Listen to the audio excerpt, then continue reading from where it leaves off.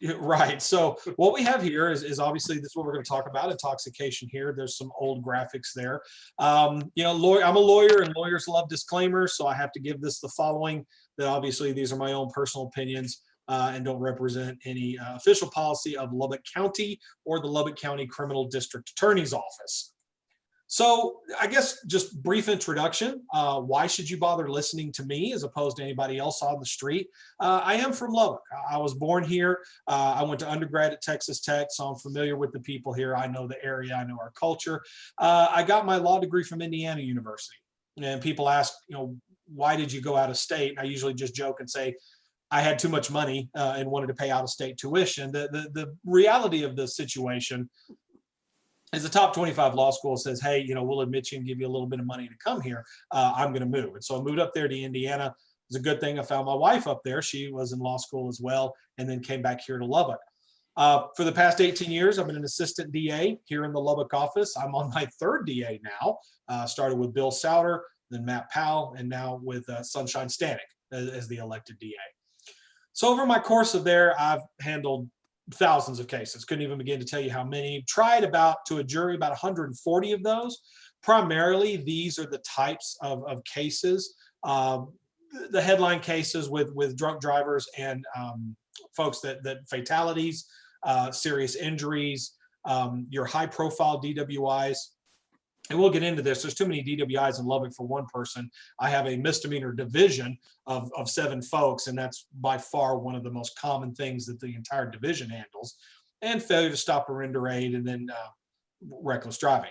Other than the elected DA, the first assistant, and I believe one other prosecutor, I've trained about every lawyer in that office. You wake up one day and you seem to have been there that long.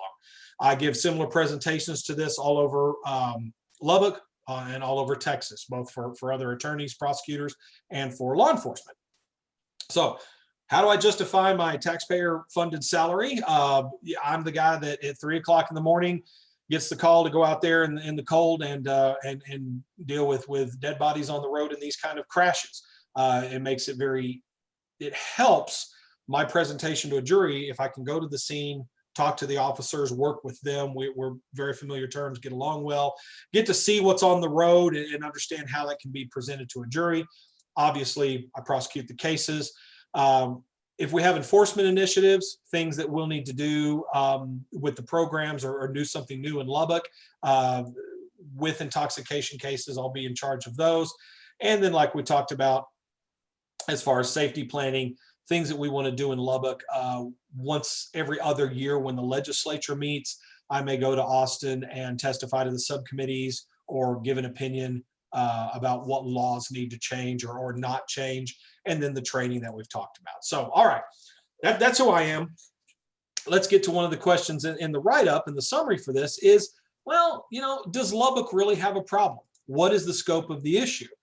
Now, I can tell you just about every year, unfortunately, Texas, as a state, on the number of intoxication fatalities or traffic fatalities, we're usually in the top 3.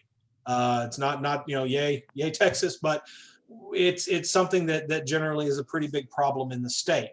So in 2019, if you talk statewide, like it says here, and listen, I go to a lot of presentations. There is absolutely nothing more irritating than somebody that shows you a slide and reads it to you, shows you a slide and reads it to you. I just want to raise my hand and go, I'm literate, you know, I can read these. I don't need you to do this for me.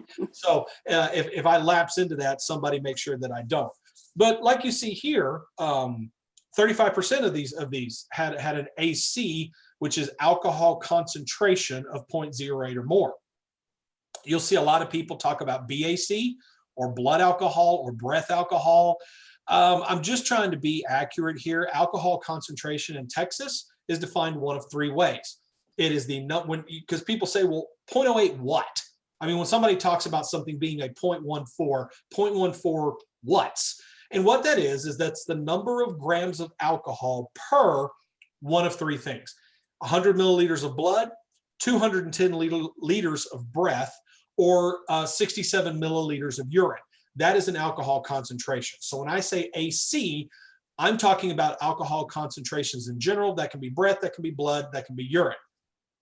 In 18 years in Lubbock, I have never dealt with a urine case. There's a lot of complications to that. So alcohol concentration is either going to be BRAC, which is breath, or BLAC, which is blood.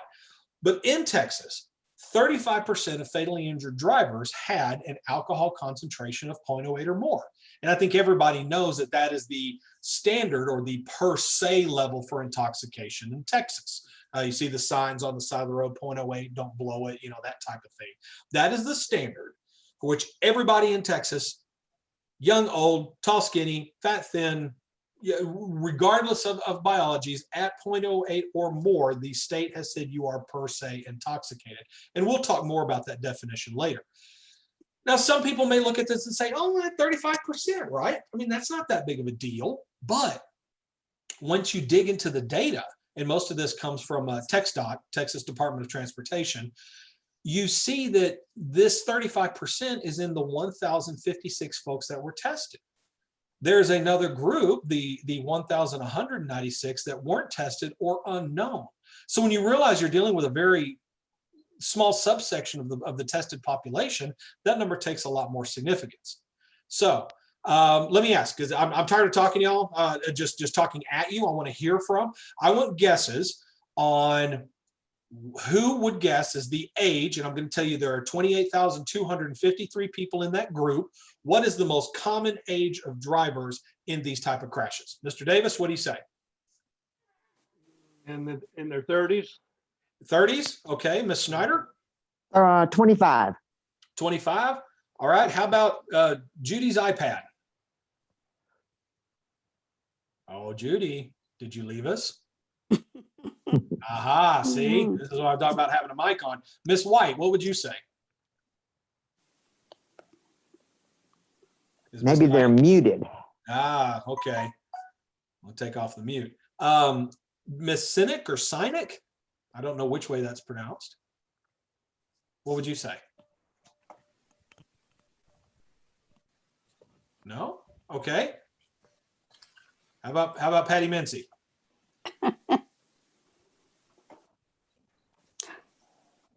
Okay. Did your mother leave you? I guess she did. Yeah, everybody, I've been outed. Patty Mincy is actually my mother. I'll get her for that. Yeah, I'm going to get her too. So anyway, all right, I won't belabor the point. The most common is 19. Oh, that's what I was going to say. Yeah, everybody says that after the fact. Well, Say that upside. But you know, Tom, you remember that wreck I was in 5 years ago? yes. The driver was 19. And Well, that's why I had it in my head. I didn't say it, but because of that. Yeah. No, statistically, I mean, you're right on the button. And of course, you know, the real bad thing about that is that's 2 years under the legal age for drinking alcohol.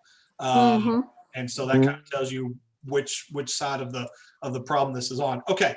So I don't know where other people have gone, so I'll just let anybody say that wants to. Who would say out of the day of the week, or excuse me, day of the year, what is the deadliest days? Anybody got a guess?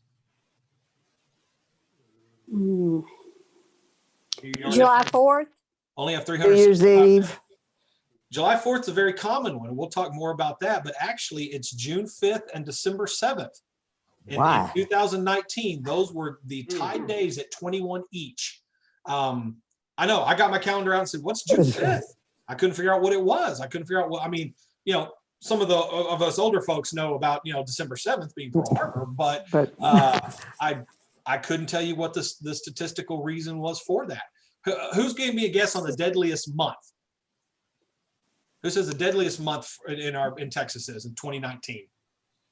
December. Got it. December, 333. So congratulations to everybody. In about, let's see, a few days from now, we will have the deadliest day in 2019 and the deadliest month, which is December. Now this, most people nail this. Who would say the most common time, and I'm talking about an hour from the o'clock to 59, who would say it was the most common time for crashes? Midnight. Okay, so midnight to 12:59. Any other guesses? Think about the bars. Close down at 2 o'clock.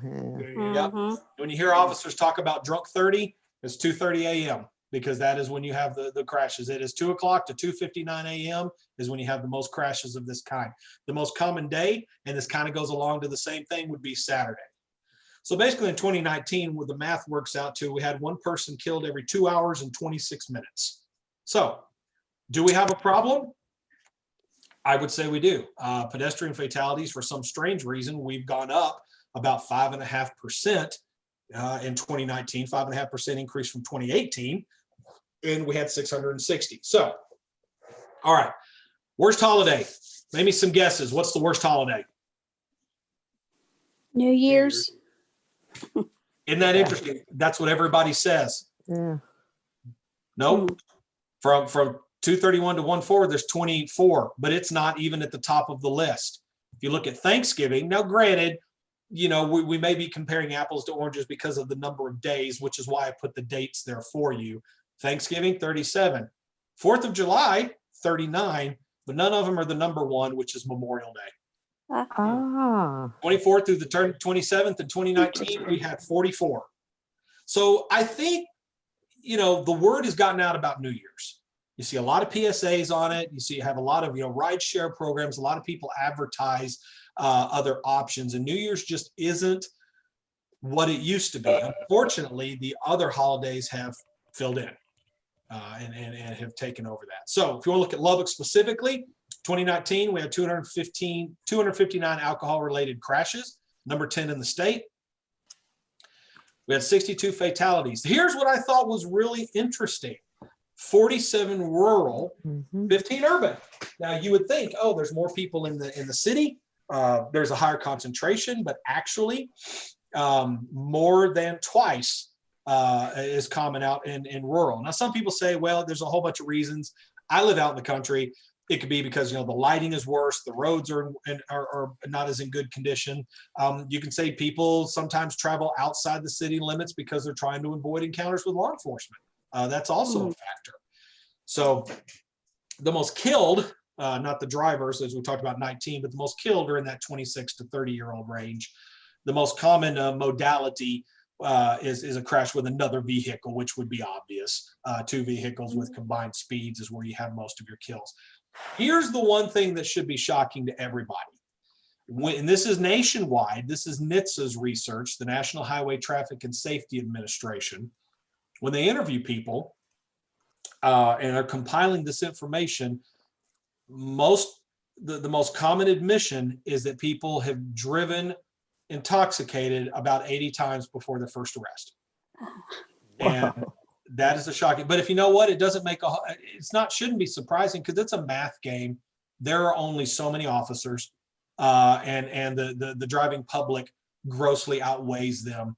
I tell people, listen, unfortunately, from about 12 o'clock till about 3, if you're driving at an intersection and you have more than about 4 cars around you, one of them's intoxicated. And that's kind of that's a very, not to being a pun, that's a very sobering figure that people need to be aware of. So here's the way it breaks down. In 2019, those that are killed in alcohol crashes, you can see that most of them were the driver of the vehicle. The second most common category would be the person and driver not in a vehicle that had an intoxicated driver. The passengers, pedestrians and pedal cyclists, and then others. Don't ask me what others is. I don't know what that is. People flying. I mean, if they're not in another car and they're not in this car and they're not a pedestrian on the road and they're not riding a bicycle, flying over, I don't know what that is, but apparently there's 3 of them and it's other, whatever that may be. But these are still very significant numbers. Okay, so let's talk about the law. Now, generally, intoxication offenses are all under Chapter 49 of the Penal Code. They've grouped them kind of all together. Some of you may be familiar with this from least to worst in criminal severity. Here's what you got. First time DWI, like it says, Class B misdemeanor, there's your punishment range. 3 to 180 days in jail, optional fine up to $2,000. Now, for about, I think 6 years now, Now it may be longer than that, but pretty recently, since I've been doing this, we have a new offense, which is a high alcohol concentration. So if you were given a test and at the time of the test, you were a 0.15 or above, it's a Class A misdemeanor, even if it's a first time. It won't be a B, it's an A. And yes, that's not a typo when you look at the punishment range. The legislature hasn't fixed it. I can't explain to you why a Class B misdemeanor has a minimum of 3 days and the Class A misdemeanor has a minimum of 0. All I can tell you is these are your elected officials. And we've tried to ask them to fix this, but they haven't done it yet. Okay, so if you already have one conviction, you get another one. Class A misdemeanor for the second DWI, minimum of 30 days, all the way up to a year. Again, the optional $4,000 fine. Now, every state has a different acronym for this. Some people have DUI. Texas has DWI. What people get confused about is this. In the transportation code, there is a Class C offense called DUI minor. Now that's only a Class C offense, which means it's fine only. You can't go to jail for this. And so here's the difference. If you're a minor, and a minor as in under 21, not under 18, but you're not drinking age yet. If you have any detectable amount of alcohol, and that could just be a smell, that could just be an admission that I've had something to drink. The state doesn't have to prove intoxication, just if there's any detectable amount, you can be charged with this. And it's a Class C offense, it's a traffic ticket. But a minor can still be charged with the big misdemeanor DWI if intoxication can be proven. There's just this ticket as well. Is that clear, or does anybody have a question about the way those two work? No. Okay. That's good. All right. Yeah. So then you start getting into more severe things. In Texas, if you are driving while intoxicated, and you got a kid under 5, it's a felony. It's a state jail felony. Under 5 or 15? I'm sorry if I said 5, I misspoke. It's 15. Okay. Child under 15. It's a state jail felony. So 6 months at the minimum, 2 years at the most, in a state jail facility, and an optional fine up to $10,000. Third DWI, and you would think, the first 2 times would get through to most people. Nope. There is a high recidivism rate with DWI because you're dealing with alcoholism. So third or more. So number 3, and then number 4, 5, 6 going up can be a 3rd degree felony. There's your punishment range from 2 to 10 in the big house, the state penitentiary, TDC, Texas Department of Corrections, up to a 10 fine. Now, I don't want to get too much law on it. So people have said, well, so you're telling me that the 6th is punished the same as the 3rd? No, because we have what are called jurisdictional enhancements, which means if you went to the penitentiary for number 3, you came out, you got number 4, it moves up a degree of felony. So it can go to 2nd, it can even go to 1st, which first is from 5 to 99 or life. So there is an enhancement effect. If you hurt somebody, and SBI stands for serious bodily injury, if you hurt somebody badly while you're driving intoxicated, it's a 3rd degree felony. There's the punishment range. If you kill somebody, intoxicated manslaughter, 2nd degree felony, we're talking 2 to 20 years. I think last couple I tried were juries gave him 15, and one was a young man at Tech, and he's doing 15 years right now. Also, things that people talk about with this is public intoxication. This is obviously where you're not driving a car, but you're out in public and you're intoxicated to the point that you're a danger to yourself or others. There's boating while intoxicated, and believe it, in Lubbock, we do have a body of water in our jurisdiction, being Buffalo Springs and Ransom Canyon. And so we do have a couple of boating while intoxicated. It's also, amazingly enough, illegal to fly a plane while intoxicated. Here's the thing, in 18 years, I've never had one of these. Usually those get dealt with at a higher jurisdictional level.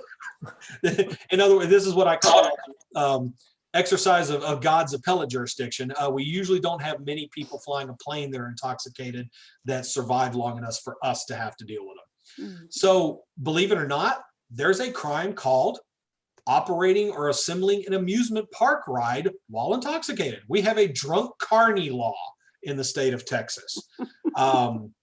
I had one of these when South Plains Fair came in 2009. We had somebody that was charged with this. They have had an active warrant since 2009. I will not dismiss the case in case they find them somewhere. Obviously, that population is very transient. It's hard to serve a warrant on them. But as far as I know, it is the only one ever in Lubbock. And so we still got an active warrant. We're waiting for him to get picked up. Reckless driving, whether you're intoxicated or not, there's a class O misdemeanor of reckless driving. And then there's failure to stop or render aid, which is where most lay people are going to call hit and run. Basically, if you hit somebody and they are injured, you cannot leave the scene. Now, one thing I want people to understand about failure to stop or render aid is fault is not an issue. In other words, I don't care who caused the wreck, because if you know, me and Miss Shelby here needed a four-way stop, and I run the stop sign, I hit her and she leaves, she can technically be charged with this crime. And then some people go, no, wait a second, that's not fair. She didn't even cause the wreck.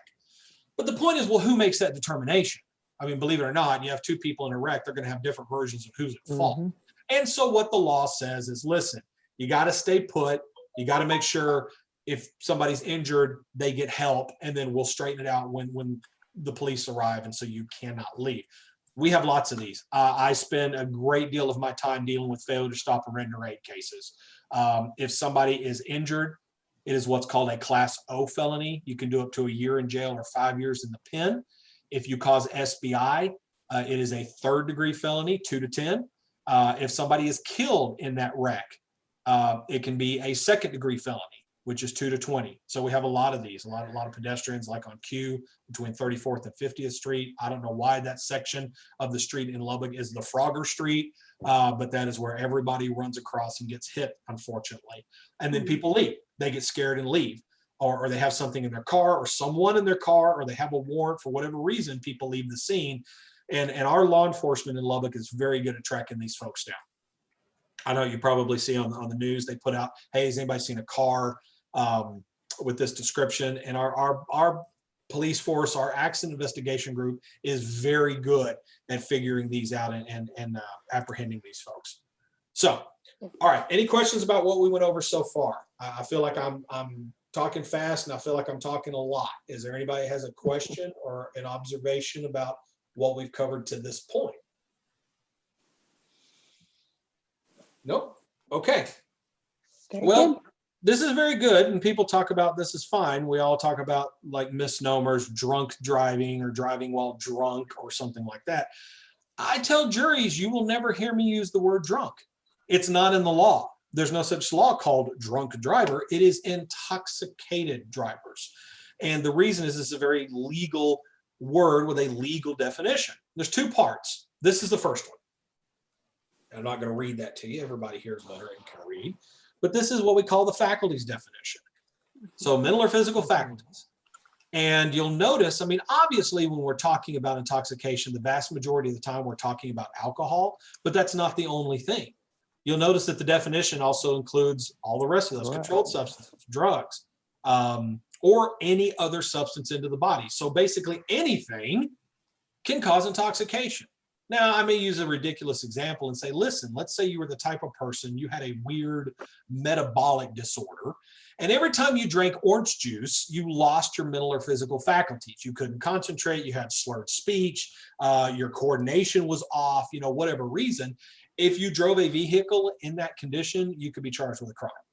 Mm-hmm. The modality or the substance is irrelevant, because what we just don't want is people driving 2,000-pound vehicles that can go 100 miles an hour in an altered state. So there's the first definition. And as we alluded to earlier, the second definition is the alcohol concentration. So the 0.08 or more alcohol, or a loss of faculties, either one of those, both of them, only one of them does support a finding and a charge for DWI. So the point I make on this, and when we get more into the philosophy, and we're picking juries, and people are all over the spectrum on how they feel of intoxication drivers. There are people that have been involved in something like this. I know there's people in this Zoom meeting that have been very involved in these. They're going to have very strong feelings one way. You also have people have very strong feelings on the other side. And the issue is to try and figure out where these people are on the spectrum. What I try to explain to folks is that the purpose of our DWIs protects us from two different types of folks. There's the first person we all agree on, okay? This is the person, they are swerving from side to side, they're knocking over trash cans, cats are screaming to get out of the way. I mean, these are the people that anybody would look at and say, that person doesn't need to be on the road. But our DWI laws also cover the driver who just appears to be fine. Like if you watched them, you wouldn't think anything was wrong. What's the old saying? Drinking and driving, it ain't no riddle. Keep the lines on both sides and the car in the middle. You know, if they get home, they're probably going to get home okay. In other words, chances being dice roll, they're probably going to make it home all right. They're probably not going to have law enforcement contact and not going to get into a wreck. The problem is, you know, if you were in front of me, I'd ask for a show of hands. Who has nearly avoided a wreck in Lubbock, Texas? You know, I mean, I went to the grocery store today. I probably avoided 3 on the way home. And so what we want to do is cover the folks that look like they're fine, but if they have to use those reflexes, if they have to react quickly to some circumstance, slam on the brakes, turn the wheel or whatever, they're not going to be able to. They're not that clear, obvious, sloppy drunk, but there's somebody that we want to have all of their faculties with them. And let's be honest, how many people here just say, yeah, have taught a kid how to drive? Yeah. Yeah. Okay. It's terrifying, isn't it? I mean, Yeah. absolutely terrifying. And it's funny because we don't realize how complicated driving a car is. I mean, when you first start out, you think about it, but you know, after what, 5 years, you're driving with, you know, one hand on the wheel and in the other, you've got a hamburger and the whole, you know, and people just, it's something we do so commonly that we become very accustomed, but it doesn't mean that it's not an incredibly complex thing to do. I will sit down with juries and we'll go over all of the things that you have to keep track of, mental and physical faculties.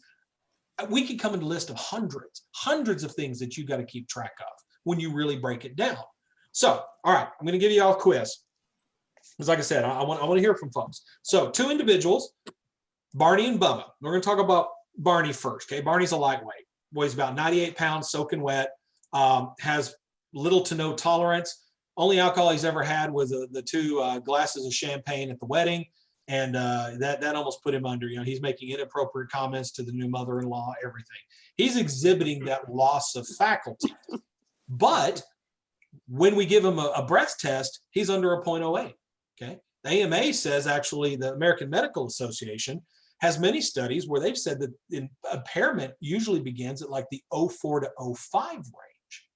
So, okay, hold off. The question is he intoxicated? Now, let's talk about Bubba. We all know Bubba. Okay, Bubba is the guy, he puts it away every day. You see him at the bar. He can handle a 12-pack and he gets up and you know what? He walks a straight line to the door.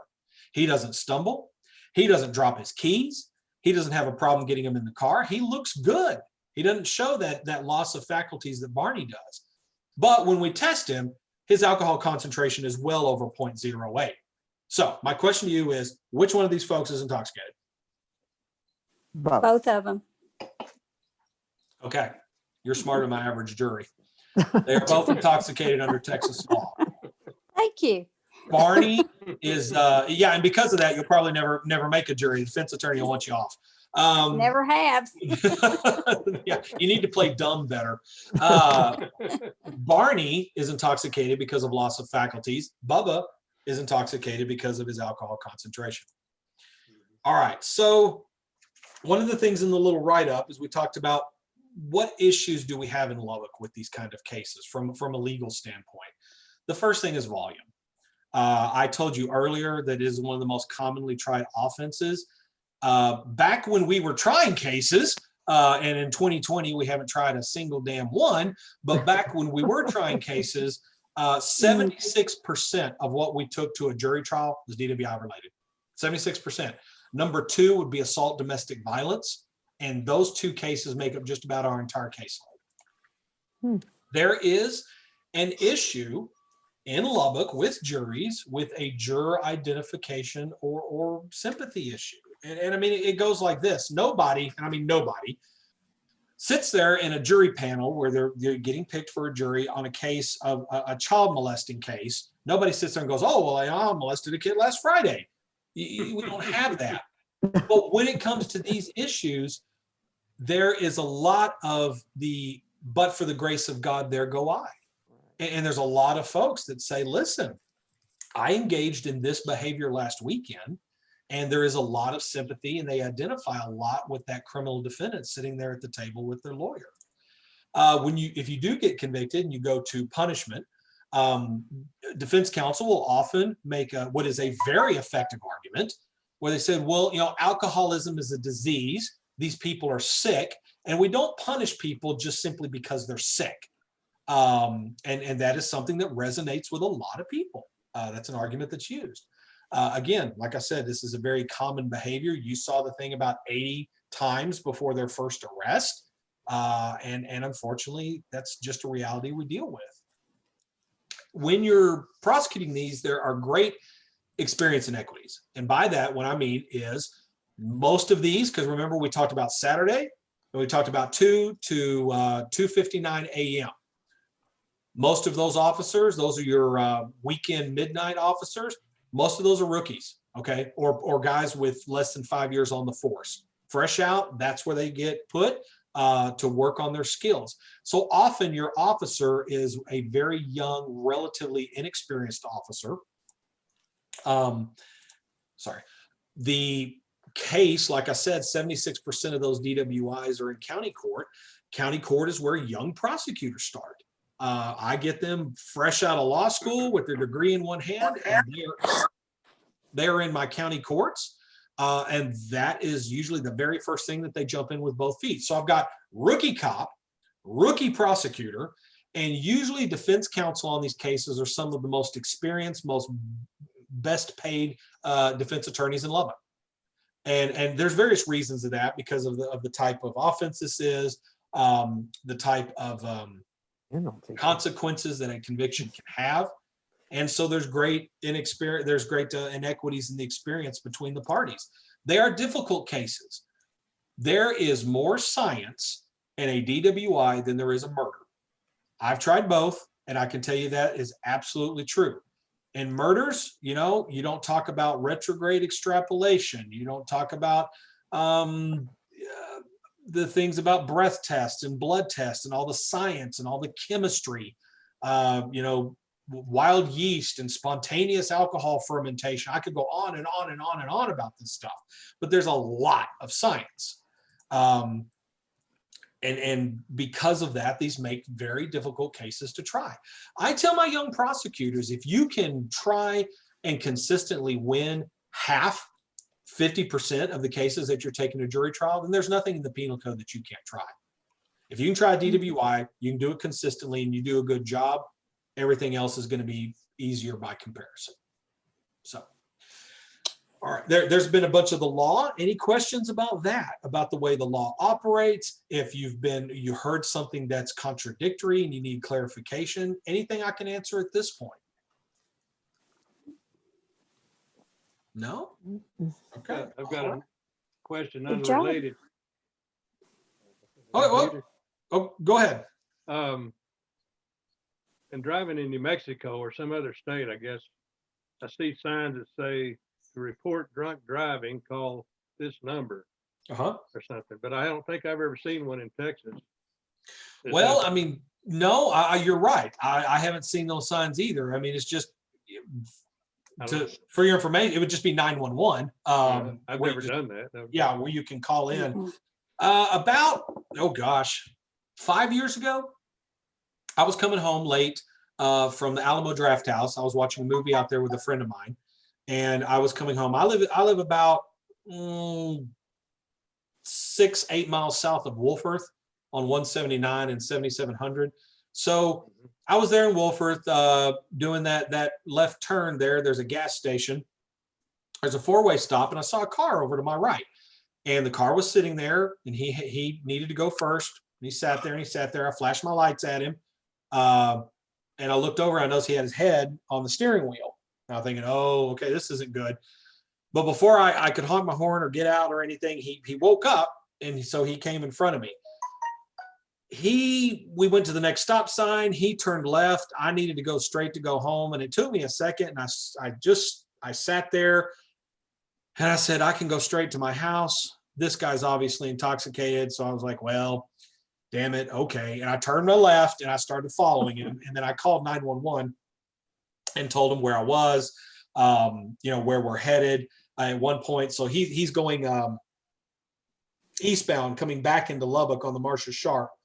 And kind of where the shopping centers are there, the West End and Canyon West, not West End, Canyon West, coming in, about to go over that big overpass. And it's funny because the person on the dispatch was like, don't follow him, And I said, no, I'm going to follow him because I'm going to keep y'all updated. I hung up the phone. I called an officer friend of mine that I knew was on shift. And he just answered the phone. He says, yeah, I saw your name on the computer. Where are you? So he knew exactly what was going on. And that person was stopped. I stayed with him until law enforcement found him. And then amazingly enough, when his attorney realized that one of the first witnesses was going to be a criminal prosecutor who is the DWI specialist in Lubbock, he ended up entering a guilty plea. So the point I'm making of that very long story is, all of us have different theories on our responsibility that we owe other people here. And I just couldn't let that guy go off.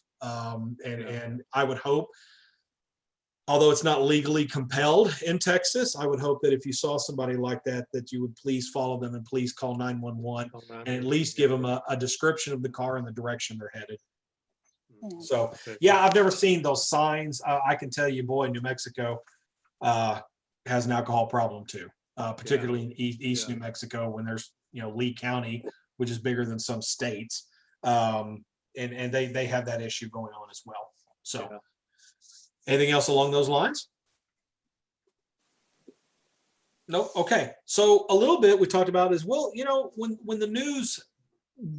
the story goes off, what's the real process behind the line? What happens to these people?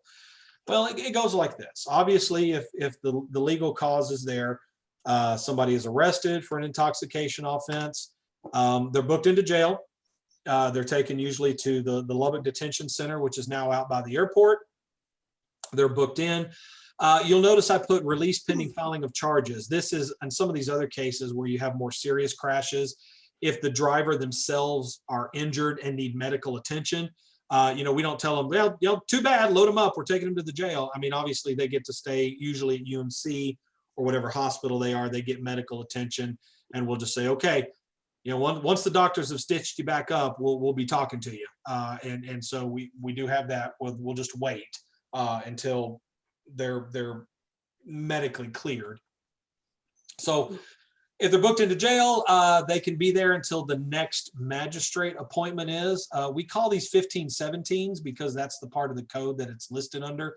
That's where a magistrate comes in, looks at the offense, the brief arrest warrant, and sets a bond. Or determines that there's no reason and may release somebody without a bond. So they'll look at the offense, they'll say, okay, this is what your bond's gonna be. In Lubbock, most of your bondsmen will be about 10%. So if you get a $5,000 bond, you're probably gonna have to pony up about $500 to get them to cover it. There will be conditions. Some of these are optional to the magistrate. Some of them are mandatory. With DWI, a lot of them are, I don't know how many of you have heard of what an interlock device is. This is a device that goes into the vehicle and will not allow it to be started unless somebody blows into the machine and passes the alcohol concentration, then they can start the machine. That technology has really taken off in the past 15, 20 years, and it's used quite extensively now. So they may do things like that. Bond conditions can also be, no, you don't get to drive, house arrest, scram device. I don't know how many of you have ever heard of that. That's an anklet.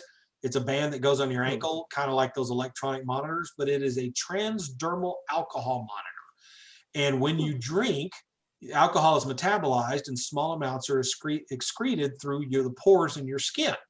This is a device that sits on there and will monitor that and can provide us reporting on whether you've been consuming alcohol or not. I wore one of those for about a week, not as a court order. It was as an experiment on my part. And they're very interesting machines. So scram devices are what those are. So somebody's bonds out on their offense, then they will be arraigned. They will be given a court date. If it's a misdemeanor, that is just filed. A misdemeanor can be filed just with the signature of a prosecutor. It's filed with a document called an information. Prosecutor signs it. That goes to county court. So a person has to show up in county court, and the judge will say, "Here's a copy of the information against you. These are the charges. Do you understand that these charges are there?" And then we'll either ask them, do you have an attorney? Are you going to hire one? If you can't financially afford one, obviously the state will appoint you one. If it's a felony, and it's one of those felony cases we talked about, then it has to be indicted by a grand jury. So we have to present it to a grand jury. The grand jury has to vote to issue a bill, and then the same process takes place. So then the person figures out, okay, either they hire an attorney of their choosing. If they can establish to the court that they cannot financially afford one, the court will appoint them counsel. Then they will meet with that attorney. That attorney will meet with me or another prosecutor in the office. We may have one, we may have two, we may have three of these, what we call plea negotiation conferences, where we will sit down and we will talk, and we'll see, okay, what are we going to do with this case? Like, do we need to go to trial? Does it need to be dismissed? Is there something we can work out? Oh, I heard a noise there. Are we okay? All right. So based on the negotiation, the case they may come in and enter a guilty plea to the court with agreement about what's going to happen. If there's a problem with the case, then the prosecutor will dismiss the case. I mean, sometimes a case, there's a difference between knowing something happened and being able to prove it.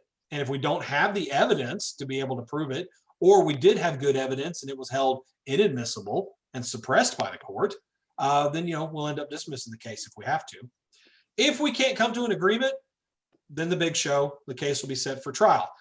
I remember trials. I remember doing trials. At this point, I'm wondering if we're going to have any before March of 2021. I think that's what they're looking at now.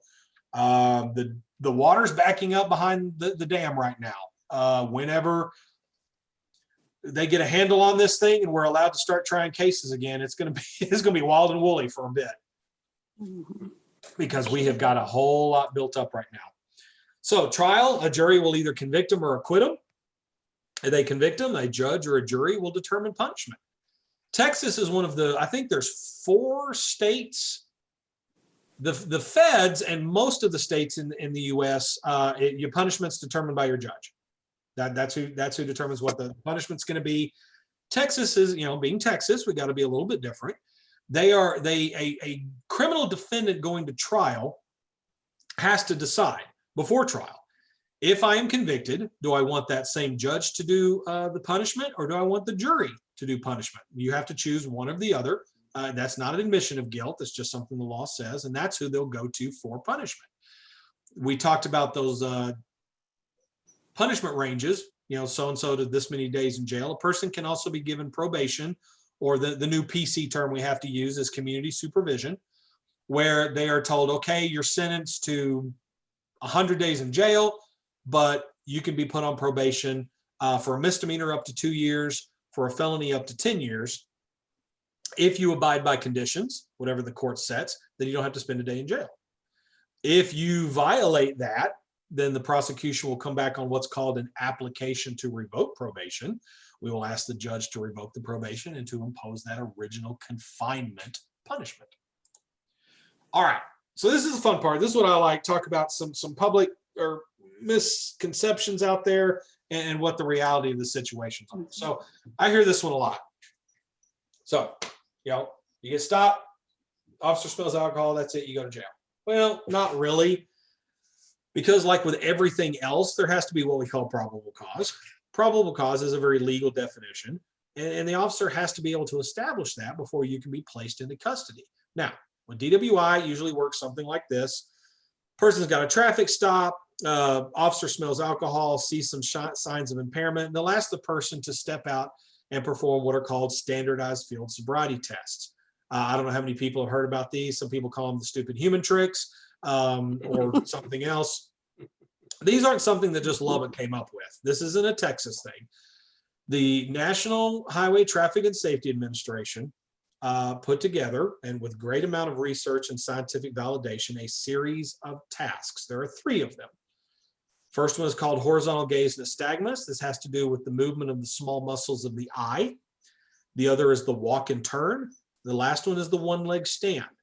These have been validated. Most common studies were out of Colorado, out of Florida, and of San Diego that shows that these are reliable indicators of intoxication. If somebody shows a certain number of clues on these things, the officer's usually pretty good on arresting them. So they usually ask people to do these field sobriety tests. They'll ask them, hey, where have you been? Have you been drinking? Stuff like that. If they determine they have probable cause, then you can be arrested. Next myth. I get this one a lot.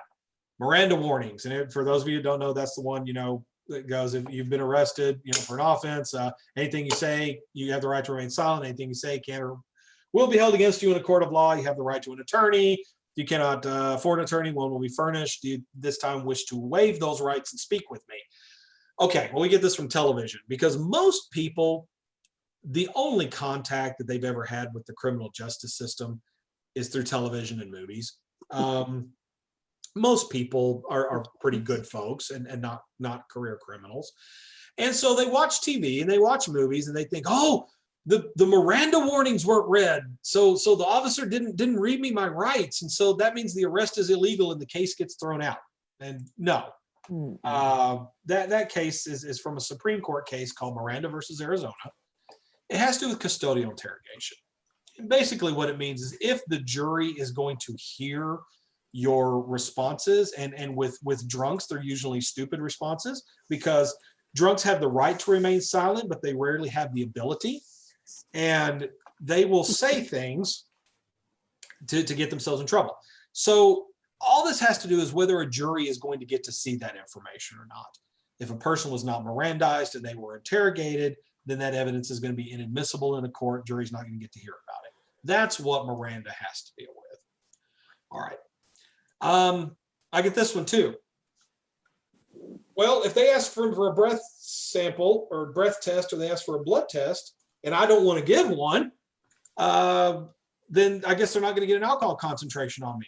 Well, okay, you do have the right to refuse to give a breath test. If an officer arrests you, they're going to read you what's called a DIC-24 or a statutory warning. So it's a piece of paper. They'll put one in front of you so you can read along with it. And they'll read it to you. And it just says, okay, you've been arrested for this thing. If you are asked for a breath or a blood test and you give one, these are the consequences. If you don't, these are the consequences. And amazingly enough, a lot of people say, I'm not going to give you a breath or a blood test. I'm not going to give you the rope to hang me with, and that's fine. They have the legal right to do that. The officer also has the legal right to apply to a judge for a blood search warrant.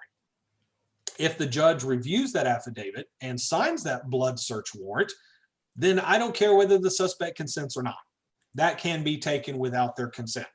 Most people will say, okay, well, there's a signed warrant. Here's my arm. Some people, the officers will have to employ force. But just like, there's no other crime that you can point me to where a person has the right to conceal evidence of the crime. If we have a signed search warrant here, same thing. All right, I get this one too. Yeah, I'll give a breath test, and then they cram all this stupid crap in their mouth, and they put pennies in there. I used to have it. I'll have to find it. There was a funny newspaper article that I clipped out where, and this is not Texas. This is in Wisconsin.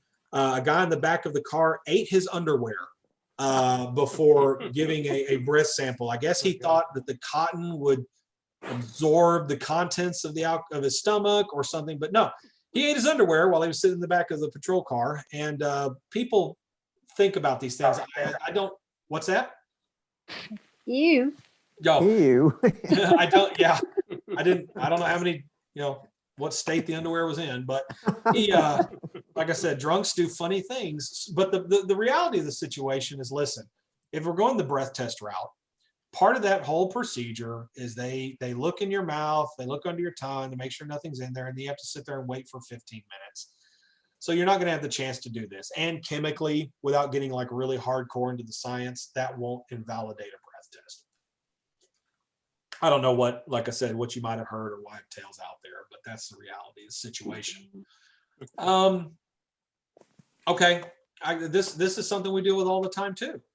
Well, if I'm taking medication and it's a prescription and my doctor prescribed it and I am taking it as prescribed and I'm not taking more than I should, and my driving is off because of it, that's not DWI. Well, that's we talked about the definition of intoxication.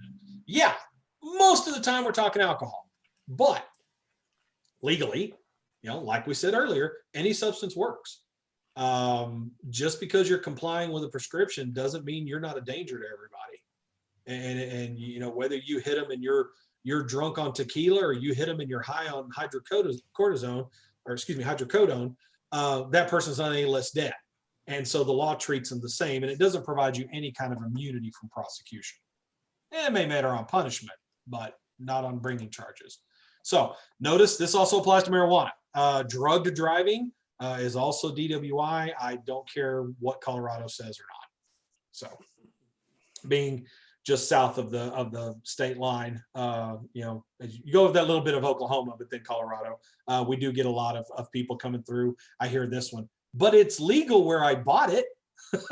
Well, yeah, I understand, but you're in Texas and it's not legal here. So sorry. It probably will be one day, but today's not that day. All right. I like this one. I can guarantee you 99% of the videos that I watch in DWI cases, how many drinks have you had? 2. Always 2. It's always 2. Then I get a breath test back and they're a 0.359. And I want to go, well, they may have had 2, but it was 2 5-gallon pails of beer, or I don't know if they were at like a Renaissance fair drinking a yard or something like that. But 2 is just the universal standard. And a lot of people say, hey, if I have 2, I'll be okay with only those 2 drinks. Well, the problem is everybody responds to alcohol differently. I mean, I can tell you, I'm just about 50 years old, and I can tell you I responded to alcohol very differently in college than I do now. Even in the same individual, how you respond to alcohol changes. But it's very relative. Tolerance is very relative.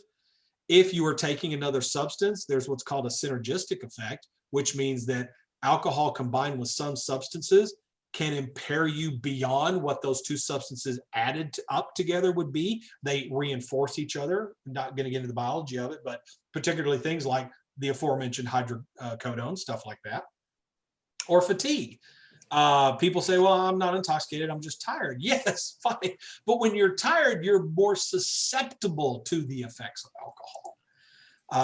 The great irony of the situation is once somebody starts moving on the intoxication scale and is becoming more and more intoxicated, one of the first things that is impaired is the ability to determine whether they are intoxicated.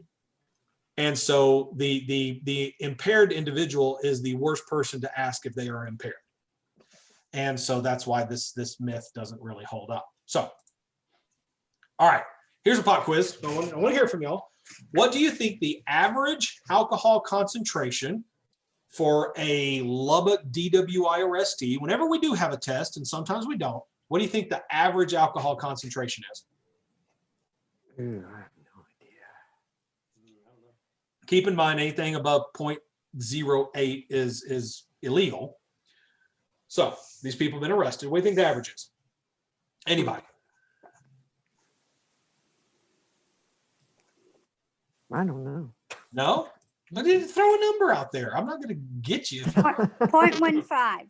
Okay, 0.15. Who would say higher? Who would say lower? Lower. Okay. Anybody can say higher? I'll say higher. Well, you're right. Whoa. It's 0.20. And for those of you that are bad at math, that is 2.5 times the legal It's a limit. lot. Wow. Yeah.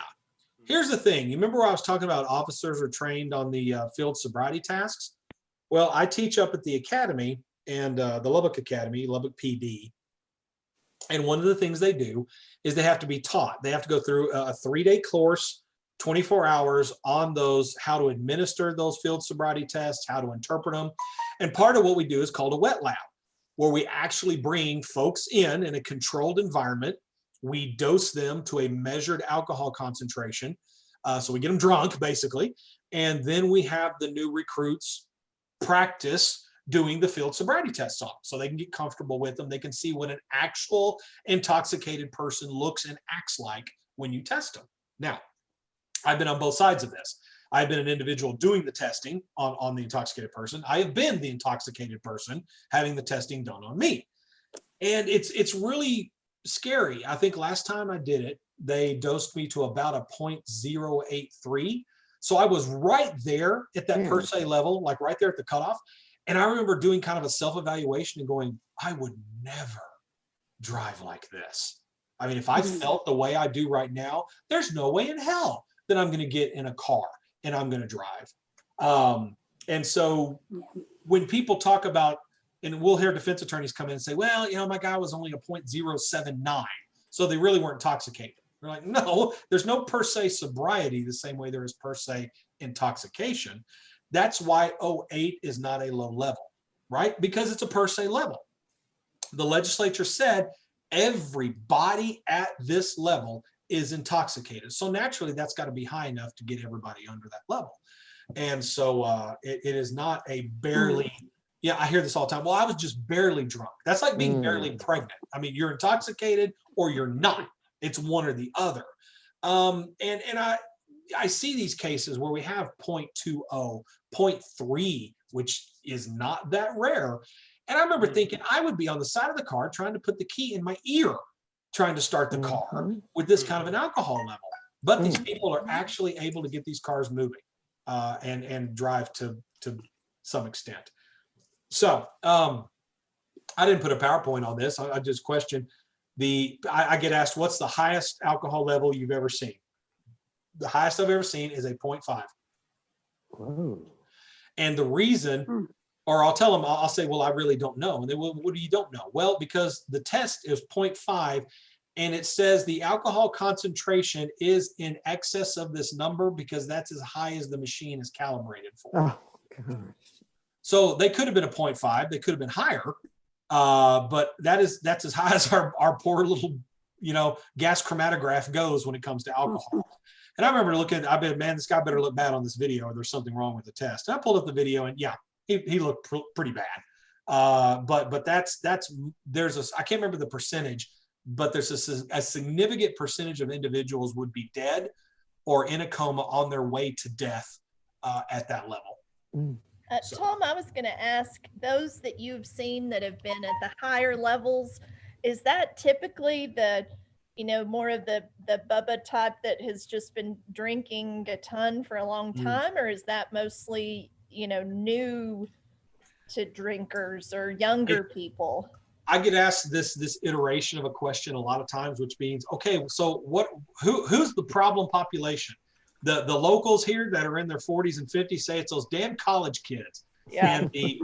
And the tech kids are saying, no, it's the lifelong local alcoholics. And the answer is, well, it's both. Okay. Because obviously a young drinker, they're 19 years old. They are out from under their parents' household for the first time. They're rebelling, they're experimenting with things. They're just now figuring out how they respond to alcohol. They're going to be intoxicated at a very low level. Sadly, though, in the 18 years I've been doing this, I have seen higher and higher alcohol concentrations with younger and younger offenders. I think that I'm seeing, and I'm a bad person to ask because I don't see good people that obey the law. All I'm seeing are people that have criminal offenses. But it does seem to indicate to me that we have people that are drinking more at younger ages. I can't remember the last time I saw somebody in their 20s pulling like those 0.3 numbers. What I do see is I see lower alcohol levels in the younger folks, but I see it combined with other substances. I see it more with marijuana. I see it more with Adderall, which for those of you who don't know, it's dextroamphetamine, which is prescribed a lot for ADHD. It gets sold at tech as a study aid or as a party aid. And this is the one thing that scared me is Adderall has the effect to counterbalance some of the sedating effects of alcohol. So normally you drink alcohol, you get a little flushed, you get a little sleepy. The more you drink, you're going to start slowing down. Your eyes are going to get heavy, your head's going to hang down, and eventually you're going to get to the point where you really can't drink anymore because your body's turning off. Unfortunately, Adderall use can counteract some of that, and it keeps the person more awake, it keeps them more cogent, so they can drink more. So it shortcuts some of those built-in things in the body that help us not to get to such high alcohol levels that it impairs or imperils our existence.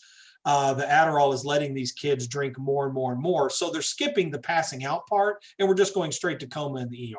Oh, gosh. And that is very dangerous. But we are seeing that. So I would say to answer the question in a rambling way, the high alcohol levels are still consistently with our hardcore alcoholics that have built up a tolerance over a long period of time, because most people, their body's not going to let them drink enough to get to that point, unless they're just shotgunning bourbon. But normal drinking, your body turns off before you get to those kind of levels. Okay. Unless you're a person with a really good liver that produces alcohol dehydrogenase in massive amounts, and you know actually, and this is what happens.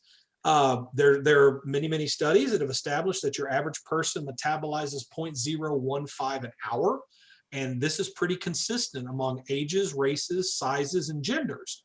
Whereas assimilating alcohol varies. Eliminating alcohol is pretty consistent, about 0.015, 0.02 an hour, until you're a person that has done a lot of drinking and your liver actually gets better. Because let's face it, alcohol is just, biologically speaking, it's a poison, but it's a poison that our bodies can handle, and it can metabolize out. So after a while, your liver gets really good at metabolizing alcohol, and you actually metabolize the alcohol out faster. So you start off at that 1502 level, then you get where you metabolize it a lot faster. Then your liver starts shutting down. You shunt, ammonia and get cirrhosis and all of that. Yeah. So those are the things that go into why my observations are what I've seen. Okay, thanks. So I get this one a lot. I didn't get this. I have to make sure jurors understand this isn't the case. Everybody thinks, well, the state decides what's to go to trial, right? We run the show. We have prosecutorial discretion. So I'm going to pick the strongest cases with the best evidence. Well, no. The reality of this is defense picks what's going to be tried, because they pick the marginal cases with the most favorable facts. The problem is the jurors think they're there because of the state. And this is why this is the fact. We only have 52 weeks in a year? Okay. Let's just say it wasn't 2020 and we were trying cases. Let's say that you had a judge that was trying one case a week. None of them do this, but let's just say you had one. Well, we file more than 52 cases a year. And the point is, the vast majority of cases are resolved by plea agreement. And I think I have a slide on that one. There we go. This kind of bleeds into this. So a lot of people think the vast majority of these offenses, particularly DWI, get a jury trial. No, the majority of these are handled by plea negotiation. Now you'll notice, a lot of people say plea bargain. I've crossed that out because bargain indicates like a discount or you get something, a whole 90% off or something like that. No, the reality of the situation is, listen, we talked about that negotiation phase. Defense attorney is going to come talk to me. We're going to sit down. We both know how the law operates. I'm going to be able to do this. They're going to be able to do this. We say, yeah, a judge or a jury is most likely going to do this. So if I can come up with what I think is going to be an offer that the judge or the jury is going to do anyway, that's what I'm going to offer, because justice gets served. This is what's going to happen. I don't need to bring in a jury and spend taxpayer money when I know that this is going to be the result. I would say upwards of 95% of all criminal cases, not just DWI, are resolved this way. And so that's why you just really don't have that many jury trials. Okay. It is 3:10. We are scheduled for 20 more minutes. We don't have to take that, but this is the time when you can ask me anything you like, whether I went on, hold on here. Yeah, let's do that. Oh, there's people. Hi, Susie. Hi, Charles. You're back. Good. Hi, Tom. So yeah, you can actually see me now. That's why I don't like PowerPoints. I like to see people, I like to talk to them. So is there anything, and I mean, even what we've covered, or corollary effects, or anything outside of intoxication? I handle all sorts of cases. I don't really talk about kid molestation cases because I don't like those. But any questions from anybody in the panel, or is there anybody that says, yeah, but you know, my brother this one time did, and the attorney told him that? Yeah, I'm glad to answer anything. Now, listen, how often do you get to talk to a lawyer for free? And so this is an opportunity that probably is never going to happen in your life again, along those lines. And so I'll answer anything that I can. I can't comment on a pending case or anything like that. I can't give you a critique or a criticism of a judge or anything like that. But what I'm ethically allowed to do, I'll answer anything.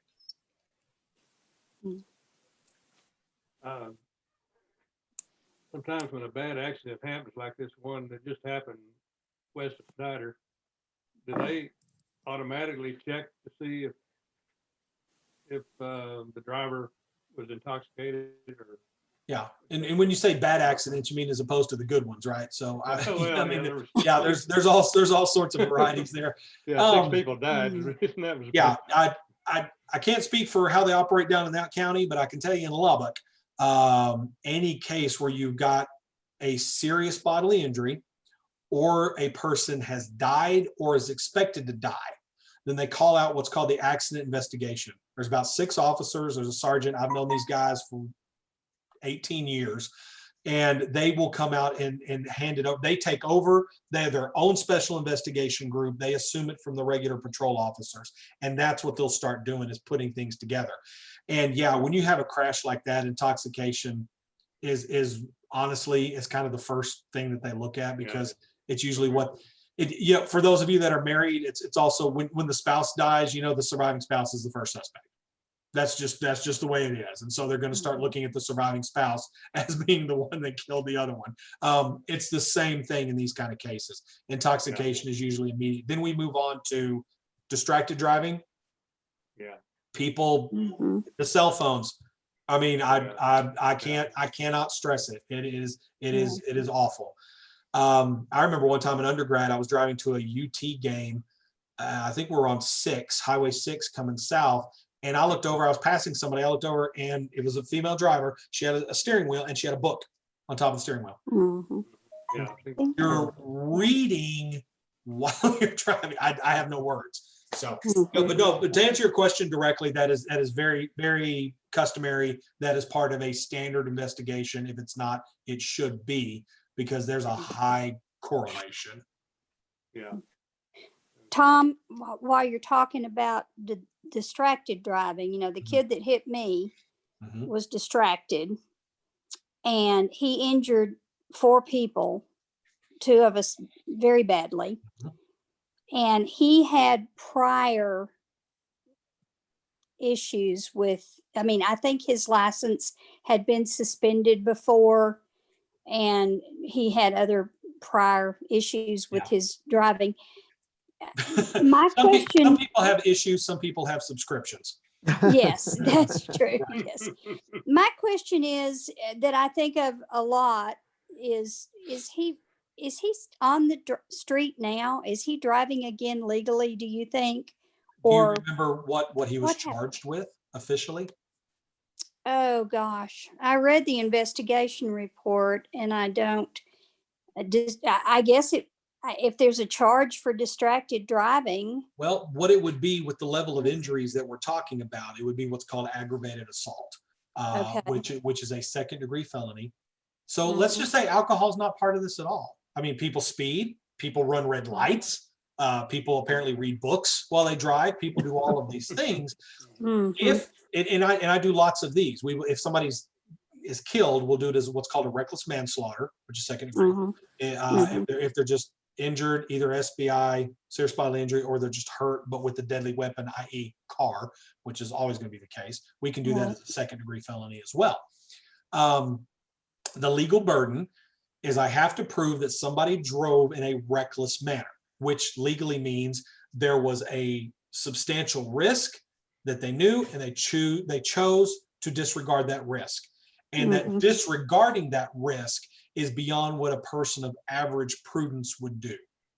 Right. And so if it's texting and I'm showing that they're texting or they're running the red light, or I've got a case pending on the interstate where somebody's doing 109 miles an hour when they have a wreck. These are reckless behaviors because I go in and say, you know, you're not supposed to go 109. You know, it's reckless. There was a wreck. You are criminally responsible. Now, this is hard. This really gets into a gray area because every single person on the roads has glanced down at their phone when it beeps while they're driving. So the question is that a gross departure that would justify a criminal offense? Probably not. Yeah. There's distracting and then there's unreasonable distraction. Right. Anybody's had a child in the back of the car screaming, that's a distraction and you're driving. But it's, do you turn around while you're driving and mess with the kid and then hit a pedestrian? Okay, that's not. And this is why we have law, because we have trials, because these can be very gray, squishy areas. You would think after 200 and something years of criminal jurisprudence, we've answered all the questions, and obviously we haven't. So do you remember in that case what the charge was? Well, now that I think about it, we were at a dead stop on the interstate because of a wreck in front of us. And he hit me going 73 miles an hour. I mean, there was no braking, it just slammed into us. So I'm thinking now, maybe, I hate to say failure to stop, but well, my guess failed to was stop because he was messing with his phone. There's not a fail to stop. There's a fail to stop and render aid if he left. But when you're talking about the crash itself, if I was to indict that, probably what I would do is say, okay, it's an aggravated assault, and you have what are called manner and means, and you could do multiples. You would put this all together in one indictment. I would probably say fail to control speed, failure to control said vehicle, failure to keep a proper lookout. Hello. Okay, does somebody have control? I'm not doing any of this. Whatever. It's okay. Me neither. Somebody I wouldn't know share. how to do it. Tina or Shelby? Yeah, no, It doesn't matter. Somebody with the authority to do so is sharing a screen. yeah. Hmm. I don't know what's going on. They've got a whole bunch of tabs open at okay, there. There, now it's There we okay. go. So like I said, fail to control speed, fail to control vehicle. I would say failure to apply brakes in a timely manner, fail to properly maneuver said vehicle, and failure to avoid the crash. And what basically, and this gets like really deep into the legal process, that would allow me 5 or 6 bullets in my gun that the jury doesn't necessarily have to agree on. But if a criminal jury, 12 people on a felony, thinks that at least one of those applies, then it can sustain a conviction. They go with 2, they may go with 3, they may go with all of them, but that's the way I would have charged it in that case. Okay. And that would lead to what? Aggravated assault is a second degree felony. Punishment range would be 2 to 10 years or up to 10 years of community supervision. He could be out. Yeah, by now. Yeah. And not even considering parole, which is a thing. But I would also do a deadly weapon, which has the effect of, if there's a deadly weapon finding on a conviction, a person has to do half of the time before they're eligible to ask for parole. So if somebody gets a 15-year sentence, I was talking about that tech kid over on Glenn Goodacre, he got a 15-year sentence. he has to wait 7.5 years before he can even ask for probation. He may get it, he may not, but he has to wait 7.5 before he can even apply. And that's what a deadly weapon does. Interesting. That's the legal effect. Thank you. Any other questions about any of this? Like I said, I have a question about if there is, if someone is stopped and the officer asks them to take a breathalyzer and they say, no, I won't. Then the officer says, well, then we'll have to do a blood test. That's immediately a second choice. And if so, who administers the blood test? Okay. So just customarily, and without getting into like the whole evolution of this, we found a lot of people not giving breath tests. This is back in 2007. We said, okay, what do we do about this? We set up a blood search warrant program, which means that every night there is a judge that is a primary and a secondary backup judge that has their phone next to them. And if the officer calls them, they answer the phone, and we electronically submit that affidavit for a search warrant, which is then sent back. And we did this because we had a lot of people basically saying, I'm not going to give you the breath test, screw you. And we obviously, when it comes to a breath test, I mean, just biologically, I cannot force somebody to give a breath test. Okay. I can't shove the tube in their mouth and punch them in the stomach a whole bunch of times until they give me a nice long breath sample. It doesn't work that way. But now blood, a person can be held down, and we have violent drunks that want to fight, and they will be held down and they will draw blood out of them. Who draws it out? The policeman? Okay. In Lubbock, no. The transportation code sets up a list of qualified individuals. You have to be a doctor, or you have to be a physician, you have to be an RN, LVN, or a paramedic level EMT with certain procedures in place. The way it works in Lubbock, person's arrested.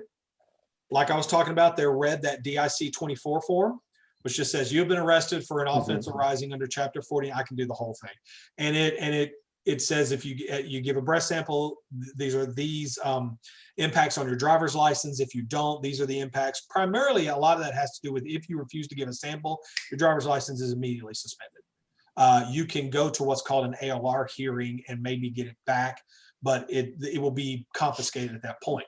So they read that DIC 24 and they say, I am now asking for a sample of and they will say breath or blood. In this area, LPD, it's blood. They will ask for blood. And it's the officer's choice. They don't have to do one and then the other is a backup. They will ask which one they want. LPD asks for blood.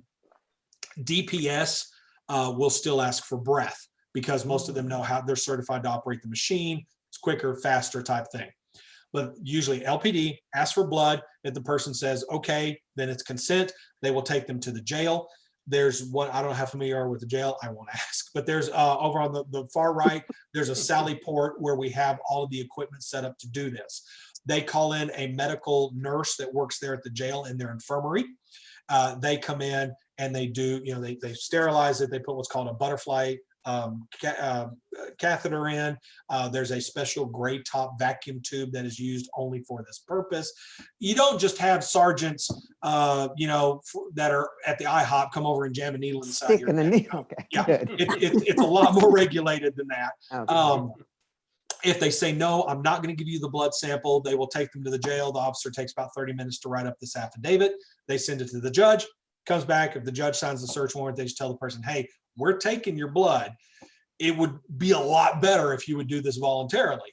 And like the vast majority of people go, well, okay, you got a search warrant. And they stick up their arm and they take the blood. Yeah. But it is drawn just like when you go to the doctor and you get labs done. Very similar process as far as medically. They use the same equipment. That's when, if you've ever had blood taken, when they keep putting the little vials in the little deal, and they take what seems like about 9 quarts of your blood out. Right. That's what they do, except they just take this one little vial. And this vial is it not possible that would take so long that some of the alcohol would disseminate? Yes. As we talked about, alcohol is being metabolized at 0.015 an hour. Right, an hour, right? Yeah. Yes, 0.0. Now, but here's the thing. What was our average? 0.20.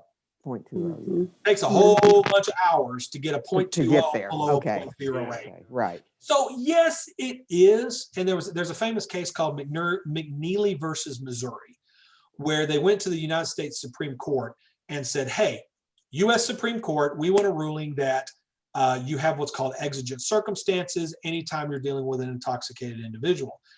I guess, and I've actually met this prosecutor, and I didn't yell at him, but I wanted to say, what made you think the Supreme Court, the U.S. Supreme Court, would make such this overarching decision? And so they didn't, and it really got into implied consent and a whole bunch of other things, which is why we have decided in Lubbock to sidestep that entire problem by doing this via search warrant.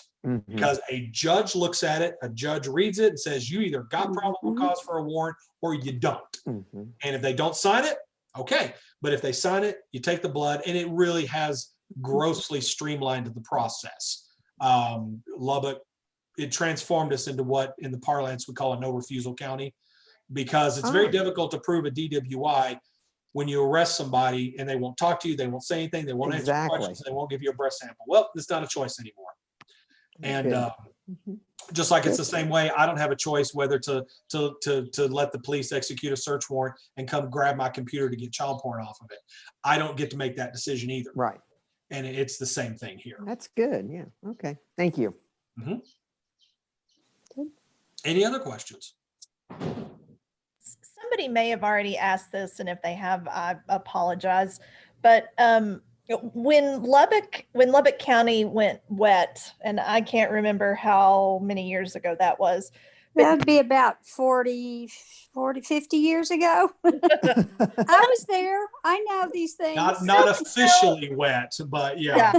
They mean package sales within the city. Yeah. That's what I meant. Yeah. Sorry. The strip went away. Yeah. Did we see a change, an increase in DWI, or we didn't, and that was one of the things when that was being negotiated, and that was being the city council was kicking that all around with the county what they were going to do. I had a lot of people that wanted to come talk to me and wanted me to give my opinion as to lean one way or the other. I'm ethically forbidden to do so, but I would have private conversations with them and say, listen, the DWIs that we're getting were not people coming back from the strip. That's not where we got them. We got people coming home from the bars or coming from private parties. okay? And it really didn't change that. We wouldn't have intoxicated people going out to make another run at the strip and come in. Yeah. So our numbers did not change. That was my well, they didn't change because of that. Sure. It was my anticipation that it wouldn't change. And honestly, I mean, we can argue this backwards and forwards. Do you want somebody driving out to the strip, or do you want them walking down to the stripes? I mean, but it did not change the calculus. Okay. And we didn't, and those of us in the business didn't think it was going to. It just didn't. That's interesting. Yeah. And that's another thing is I just want to tell people, when they pull the whole, alcoholism is a disease and we don't punish sick people. And I say, listen, if you want to go buy every drop of wine at Costco and you want to take it home and you want to get after it, okay, and you want to pop and you want to drink yourself into a coma, there's not a single law in Texas against it. Go for it. I'm not going to make decisions about your drinking habits. I'm not going to judge anybody. Just don't drive. When you drive, it becomes my problem. But if you just sit at home and you drink and deal with your demons however you do, or there's not really a law against that. Don't go out in public and walk around and get hit by a car, and don't get in a car and drive it. And then it's not against the law. True. It's just not.